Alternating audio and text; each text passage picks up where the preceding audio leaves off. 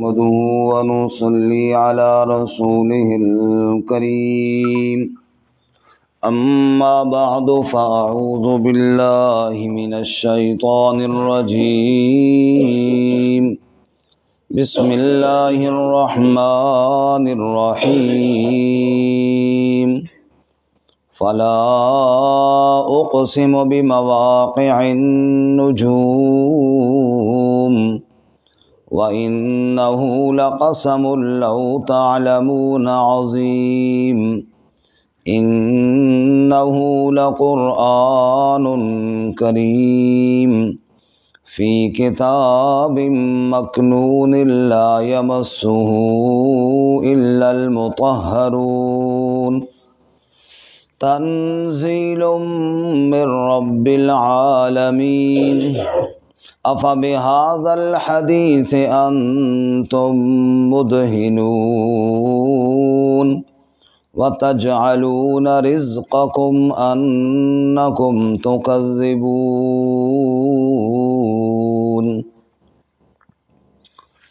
فَلَا أُقْسِمُ پس میں قسم کھاتا ہوں بِمَوَاقِعِ النُّجُومِ ستاروں کے گرنے کی جگہ کی وَإِنَّهُ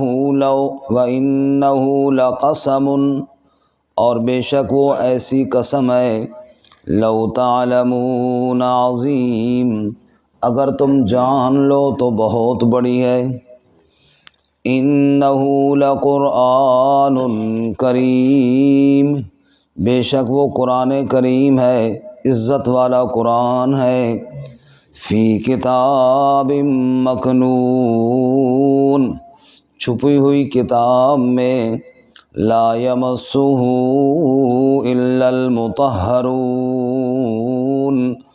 نہیں چھوتے اس کو مگر پاکیزہ تنزیل من رب العالمین نازل کیا گیا ہے رب العالمین کی طرف سے أَفَبِهَذَا الْحَدِيثِ أَنْتُمْ مُدْهِنُونَ کیا پس اس بات کے ساتھ تم رک جاتے ہو یا تم انکار کرنے والے ہو وَتَجْعَلُونَ رِزْقَكُمْ أَنَّكُمْ تُكَذِّبُونَ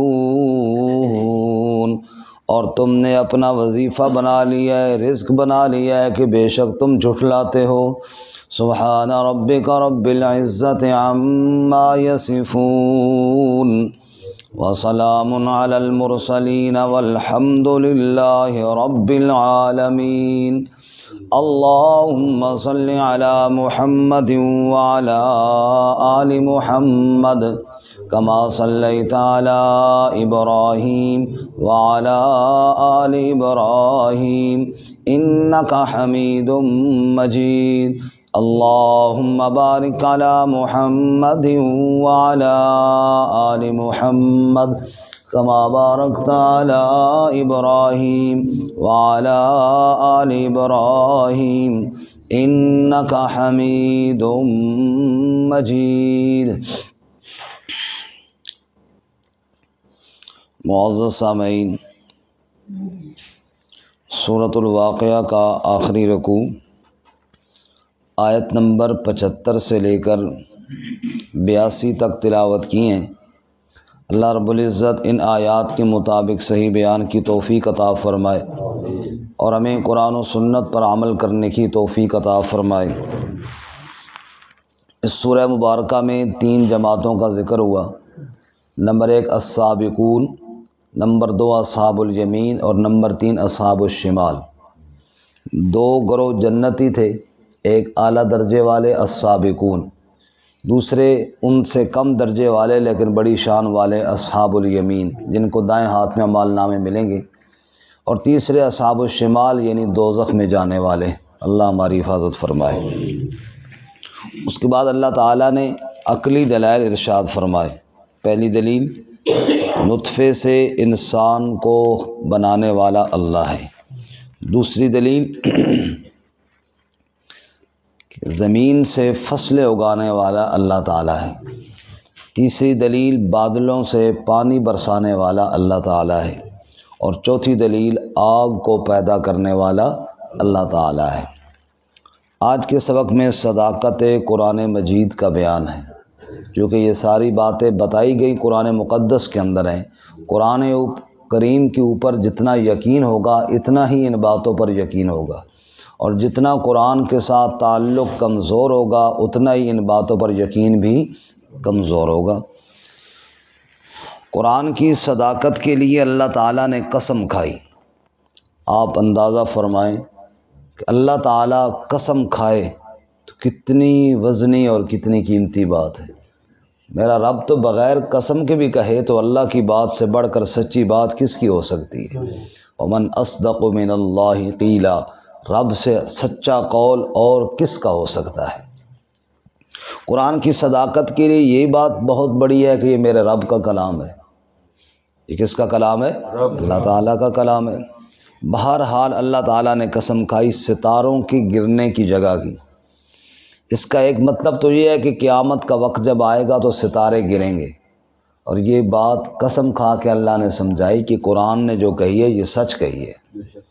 واقعی ایک وقت آئے گا کہ ستارے گر جائیں گے، یا جیسا کہ آسمان سے ستارے گرتے ہیں، یہ مثال ہے، تشبیہ ہے کہ آسمان سے فرشتہ وحی لے کر رسول اللہ صلی اللہ علیہ وسلم کی طرف آتا ہے، تو ستارے سے مراد وہ فرشتہ نورانی چمک والا، اور گرنے سے مراد اس کا اوپر سے نیچے آنا، اور جگہ سے مراد میرے نبی صلی اللہ علیہ وسلم کا پاک سینہ، کہ وہاں سے ستارہ یعنی وحی لے کر فرشتہ آتا ہے اور قلب مصطفیٰ صلی اللہ علیہ وسلم پر نازل فرماتا ہے۔ اور یہ بہت بڑی بات ہے اگر غور کرنے والا ہو تو۔ فرمایا فلا اقسم بمواقع النجوم، یہ لا جو ہے نا یہ زائدہ ہے تاکید کے لیے۔ عرب کے اندر ایک محاورہ ہوتا ہے لا واللہ، نہیں جی اللہ کی قسم، نہیں والا معنی نہیں کرتے بلکہ مزید تاکید کے لیے بھی، اور کوئی بات نہیں، یہی بات ہے کہ اللہ کی قسم، تو یہ لا زائدہ برائے تاکید ہے۔ فلا اقسم بمواقع النجوم، پس میں قسم کھاتا ہوں ستاروں کے گرنے کی جگہ کی، اور یہ کوئی معمولی قسم نہیں۔ وَإِنَّهُ لَقَسَمٌ لَوْ تَعْلَمُونَ عَظِيمٌ، اور بے شک وہ ایسی قسم ہے اگر تم جان لو تو بہت بڑی ہے۔ اور قسم کا جواب کیا ہے؟ کیوں قسم کھاتا ہے میرے اللہ؟ فرمایا اِنَّهُ لَقُرْآنٌ کریم، قسم اس بات پر کھاتا ہوں یہ قرآن بڑی عزت والا کلام ہے۔ سبحان اللہ، سب کہو سبحان اللہ۔ اگر آپ غور کریں نا، انا تاکید کے لیے، بے شک، یہ قرآن سے پہلے جو لام ہے یہ بھی تاکید کے لیے، لقرآن ہے، یقیناً قرآن، قرآن کے اوپر جو تنوین ہے یہ عظمت کے لیے، قرآن عظیم الشان قرآن۔ آگے پھر اس کی جو صفت ہے کریم، عزت والا، یہ بھی پھر عظمت کے لیے ہے، اور اس پر بھی تاکید ہے بڑی عزت والا۔ تو کتنی تاکیدوں کے ساتھ اللہ تعالیٰ نے قرآن کی عظمت کو قسم کھا کر بیان کیا ہے۔ اللہ اکبر، اس سے اندازہ کرو قرآن مجید کتنی عظمت والی کتاب ہے، اور جو اس کے ساتھ لگا اور جڑا رہے اس کی شان بھی اللہ تعالیٰ بڑھا دیں گے، بشرطے کہ اخلاص کے ساتھ لگا رہے۔ قرآن یقیناً بے شک بہت بڑی عظمت والی عظیم الشان کتاب ہے۔ اگر ترجمہ کیا جائے تو یوں بنتا ہے، بہت بڑی یقیناً عظمت والی عظیم الشان کتاب ہے، وہ ہے قرآن مجید۔ وہ کون سی ہے بولو؟ قرآن کا معنی کیا ہے جی؟ قرآن کا ایک معنی تو یہ ہے وہ کتاب جو بار بار پڑھی جائے، قرات سے نکلا ہو تو کیا معنی قرآن مجید کا؟ ساتھ ساتھ بولے نا تاکہ نیند بھی دور ہو جائے، کچھ سردی ہے کچھ نیند ہے، تو ایک اونج کوئی نہیں ایک چونج کوئی نہیں، تو یہ پھر وہ کام ڈھیلا پڑ جاتا ہے نا، تھوڑا تھوڑا ساتھ بولیں۔ قرآن سے مراد کیا ہے جی؟ بار بار پڑھی جانے والی کتاب، بڑی عظمت والی کتاب۔ تو بار بار پڑھی جانے والی کتاب قرآن مقدس ہے۔ اس کو پڑھنے والے ہر وہ عظیم انسان ہے جس کو اللہ نے اپنے کلام کی تلاوت کے لیے چنا ہے، اور ہم نے تو اس کو رواج کی حد تک چھوڑ دیا ہے نا، اتنی عظیم کتاب کو صرف قسم اٹھانے کے لیے چھوڑا ہوا ہے، بس قسم اٹھاؤ یہ تیرے پیسے ہیں یا نہیں ہیں، بس اس لیے ہم نے قرآن کو چھوڑا ہوا ہے۔ اللہ کتنی شان بیان کر رہے ہیں اس قرآن کی۔ ہم نے صرف دکان ڈالی ہے اس میں برکت کے لیے، وہ بھی خود نہیں پڑھنا، کسی سے پڑھوانا ہے۔ والد صاحب فوت ہو گئے، ان کی بخشش کے لیے کسی اور سے پڑھوانا ہے۔ یہ میں آج رات کی آپ کو ایک بات سناؤں، بڑی زبردست بات ہے بڑی دلچسپ۔ جاگ رہے ہیں سارے ساتھی؟ رات کو ترلائی بیان کے لیے گیا تھا، وہاں سے دیر ہو گئی، چھوٹا میرے ساتھ تھا، اس نے کہا جی ہوٹل میں جانا ہے، چلو بچے کو خوش کرنے کے لیے ہم چلے گئے۔ وہاں دو مولوی صاحب آگے پہلے بیٹھے تھے، ہم نے بھی سلام کیا، وہ جگہ اور نہیں تھی، قریب ہی ان کے بیٹھ کے وہ آپس میں گپ شپ لگے تھے۔ تو بچہ تو چھوٹا تھا، میں تو زیادہ ان کی گپ شپ ہی سن رہا تھا کہ تھوڑا اپنی پارٹی کی بھی تھی، ذرا کیا گپ شپ لگا رہے ہیں۔ بھائی اللہ کی قسم قرآن صاحب نے پڑھا، یہی بات ہے جو اس میں کوئی مبالغہ نہیں کر رہا ہوں۔ ایک مولوی صاحب دوسرے مولوی صاحب کو بتا رہا تھا، ذرا قرضہ کافی سارا تھا، تو جمعے کے خطبے کے درمیان جب بیچ میں امام صاحب بیٹھتے ہیں نا، تو آج میں نے بیٹھ کر دعا کی کہ یا اللہ کوئی انتظام فرما دے۔ وہ شکر ہے وہ فلانا نہیں کسی کا نام لے رہا تو بڑا تکڑا آدمی، وہ فوت ہو گیا آج۔ وہ کیا ہو گیا؟ جنازے کا مجھے کہا ہے کل ہے، سمجھ آئی؟ تو امید ہے ابھی قرضہ اترے گا انشاءاللہ۔ امید ہے ابھی قرضہ کیا ہو جائے گا۔ اگر لوگوں سے پڑھواؤ گے تو اس طرح پڑھیں گے، وہ اس خوشی میں ہوں گے شکر ہے مرا ہے کوئی تھا، سمجھ آئی؟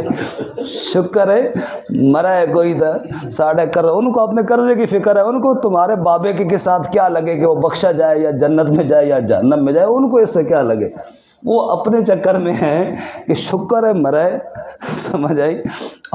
اور پھر جناب ہمارا کچھ انتظام ہو جائے گا۔ یہ تو آج رات میں نے اپنے کانوں سے بات سنی ہے، پتہ نہیں وہ بزرگ کہاں سے تشریف لائے تھے، لیکن یہ والی بات ہے۔ اس لیے کچھ سمجھو، کچھ عقل سے کام بھی لیا کرے۔ کون کسی کی بات کے لیے اخلاص سے پڑھتا ہے کہ وہ بخشے گا؟ ہر کوئی اپنے چکر میں ہوتا ہے، ہر کوئی اپنے حساب میں ہوتا ہے۔ بہرحال ہمارے مولوی صاحب کہہ رہے تھے نا کہ یار جس دن ختم پڑھ کے، یہ ہمارے یہاں ہر ختم میں بھی بس صرف چاول ہی ملتے ہیں اور کچھ نہیں ملتا، بعض دیہاتوں میں تو لوگ ٹھیک ٹھاک جناب کھانا پینا بھی ٹائٹ ہوتا ہے، اور مولوی صاحب کی جیب بھی صحیح گرم کر کے بھیجتے ہیں، پھر وہ کہاں چھوڑے ختم کو۔ تو اس طرح جناب صحیح جیب گرم کر کے بھیجی، گھر کپڑوں کے جوڑے آتے ہیں، اور اس کے علاوہ جوتے آتے ہیں، اور بہت کچھ، بعض دفعہ تو چارپائیاں، سامان پورا جہیز کا سامان بھیجتے ہیں۔ تو جب سارا کچھ فٹ فاٹ ہو جاتا ہے نا، رات کو مولوی صاحب دعا کرتے ہیں یا اللہ انہاں دا ایک اور مار سمجھ آئی؟ یا اللہ ان کا ایک اور مرے، میرا تو کام صحیح چلے نا۔ تو یہ والی بات ہے۔ بات تو یہ چلی تھی کہ قرآن کتنی عظیم کتاب ہے، اور ہم نے صرف کس کام کے لیے رکھ دی ہے، بس ہمارا صرف یہی کام ہے، ٹھیکے والا کام کر لیے، اسی پر ہم نے قرآن کو لگا رکھا ہے۔ اور میرے بھائیوں سنو، اللہ کریم قرآن کی کتنی عظمت ہمیں سمجھا رہے ہیں۔ فرمایا انہ لقرآن کریم، بے شک وہ یقیناً عظیم الشان عزت والا قرآن ہے۔ سبحان اللہ۔ اچھا آگے اللہ فرماتے ہیں فی کتاب مکنون، یہ خزانہ تمہارے ہاتھوں میں ہے، اس سے فائدہ کیوں نہیں اٹھاتے ہو؟ تمہیں پتہ نہیں ہے قرآن کہاں سے آیا؟ فی کتاب مکنون، یہ چھپی ہوئی کتاب سے آیا، جس کو کہتے ہیں لوح محفوظ۔ یہاں پہ مکنون، چھپی ہوئی یا محفوظ کتاب، وہ کتاب جو علم الہی میں ہے، وہ کتاب جو ساتوں آسمانوں سے اوپر ہے، وہاں یہ قرآن موجود تھا، اللہ نے وہاں سے اتارا، اپنے محبوب کے سینے پر نازل کیا، آج تمہارے ہاتھوں میں دے دیا۔ اس قرآن کی قدر کرو۔ فی کتاب مکنون، یہ چھپی ہوئی کتاب میں تھا، لا یمسہ الا المطہرون، پتہ یہ قرآن جہاں پر تھا وہاں پاکیزہ اور پاک لوگوں کے علاوہ کسی نے اس کو چھوا بھی نہیں ہے۔ جہاں پہ کتاب مکنون تھی، جہاں پہ عزت والی کتاب تھی، وہاں پر فرشتوں کے علاوہ کسی کا ہاتھ پہنچتا بھی نہیں تھا۔ اس کو فرشتے چھوتے تھے، اللہ نے وہاں سے اتار کر تمہیں دے دیا ہے، اس کی قدر ضرور کرو۔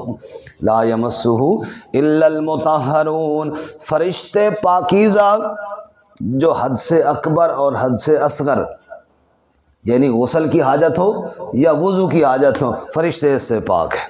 فرشتے اس سے کیا ہے جی؟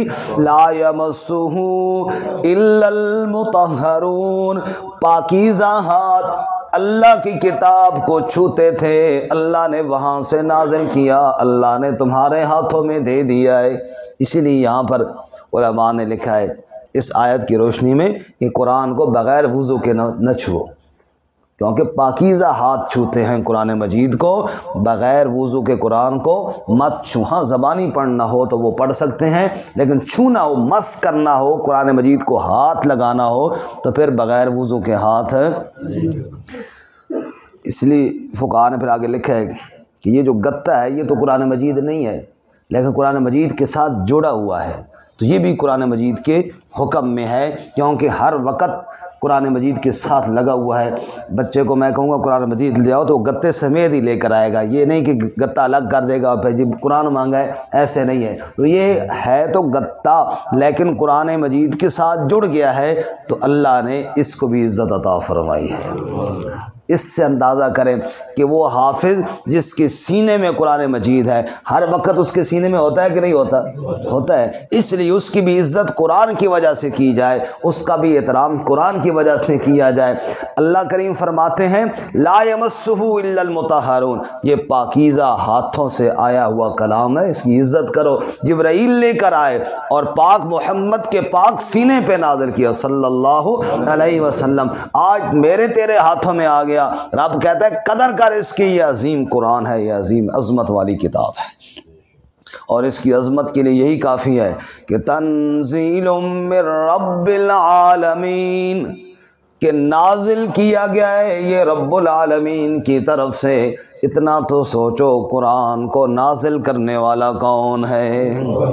سبحان اللہ، جس رب نے قرآن کو بھیجا ہے یہ اس کا کلام ہے، لے کر آیا۔ جب دوسرے مقام میں اللہ فرماتے ہیں نا وَإِنَّهُ لَتَنزِيلُ رَبِّ الْعَالَمِينَ نَزَلَ بِهِ الرُّوحُ الْأَمِينُ عَلَى قَلْبِكَ لِتَكُونَ مِنَ الْمُنذِرِينَ، بھیجنے والا رب العالمین، لانے والا جبرائیل امین، جس کے قلب پر نازل ہوا وہ رسول امین، سارے امانتوں والے ہیں، خیانت کا تو چکر ہی کوئی نہیں ہے۔ جن راہوں سے قرآن آیا ان راستوں پر بھی اللہ نے پہرے لگا دیے، لا یاتی الباطل من بین یدیہ ولا من خلفہ، ان راستوں پر شیاطین کا داخلہ بند ہو گیا جن راہوں سے اللہ نے اپنے قرآن کو نازل کرنا تھا۔ عرب کے لوگ، مکے والے نادان، کبھی دم کرنے والے کو بلاتے ہیں، کبھی کس کو بلاتے ہیں، کبھی شعروں کا کلام، شاعروں کا کلام، کبھی مجنون کی باتیں کہتے ہیں۔ اللہ فرماتے ہیں نادانو، یہ شاعرانہ کلام بھی نہیں، یہ دیوانے کی باتیں بھی نہیں، بلکہ یہ تو تمہارے رب کا کلام ہے۔ تنزیل من رب العالمین افبہذا الحدیث انتم مدہنون۔ اب یہ بات توجہ سے سننا، سارے سن رہے ہیں نا، سارے ساتھی توجہ سے۔ افبہذا الحدیث، کیا اس بات کے ساتھ، یہ جو اتنی شان والی بات ہے، اتنی عظمت والا کلام ہے، انتم مدہنون، تم سستی کرتے ہو، اس کلام کے ساتھ تم سست ہو گئے ہو، اس کلام کے ساتھ تمہیں دھیان کوئی نہیں ہے، تم نہ اس کو سیکھتے ہو، تم نہ اس کو سمجھتے ہو، تمہارے گھروں میں پڑھا ہے، تمہاری مسجدوں میں پڑھا ہے، بیان بھی ہو رہا ہے، اور تمہیں توجہ کو اس سے غفلت کرتے ہو۔ کتنے عظیم کلام سے تم غافل ہو گئے ہو۔ آج چوری کرنے والے کو لوگ گناہگار سمجھتے ہیں، زنا کرنے والے کو لوگ گناہگار سمجھتے ہیں، جھوٹ بولنے والے کو لوگ گناہگار سمجھتے ہیں، قرآن کو چھوڑنے والے کو گناہگار ہی کو نہیں سمجھتا۔ زندگی گزر گئی ہے، کبھی سمجھا ہی نہیں ہے کہ یار یہ بھی کوئی گناہ ہے کہ میں نے کتاب الہی کو چھوڑ رکھا ہے۔ اور اللہ کریم اتنی قسمیں کھا کر آگے کیا کہتے ہیں، اس کے ساتھ تم سستی کرتے ہو، اس سے تم غفلت برتتے ہو، اس عظیم الشان کتاب سے تم روگردانی کرتے ہو۔ وہ جو قرآن مجید کو پیٹھ دینا منع ہے، وہ پیٹھ اصل میں یہ ہے، وہ تو احتراماً جان بوجھ کے پیٹھ نہیں کرنی چاہیے، ورنہ عذر کی وجہ سے اس میں اجازت ہے۔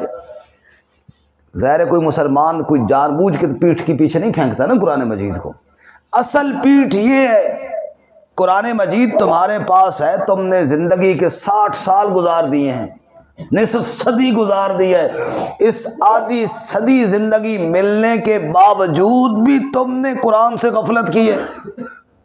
تمہیں اتنا احساس نہیں ہوا کہ رب کا کلام ہے، کسی انسان کا نہیں، اور میرے گھر کے اندر پڑا ہوا ہے، اللہ کا کلام ہے اور کسی انسان کا نہیں، اور رب نے میری طرف بھیجا ہے جبرائیل کے ذریعے، نبی پاک صلی اللہ علیہ وسلم کی نشانی ہمارے پاس موجود ہے۔ انتم مدہنون، اس سے تم غفلت کرتے ہو، اور اس سے تم لاپرواہی کرتے ہو، اور اس سے تم بے نیاز ہو گئے ہو۔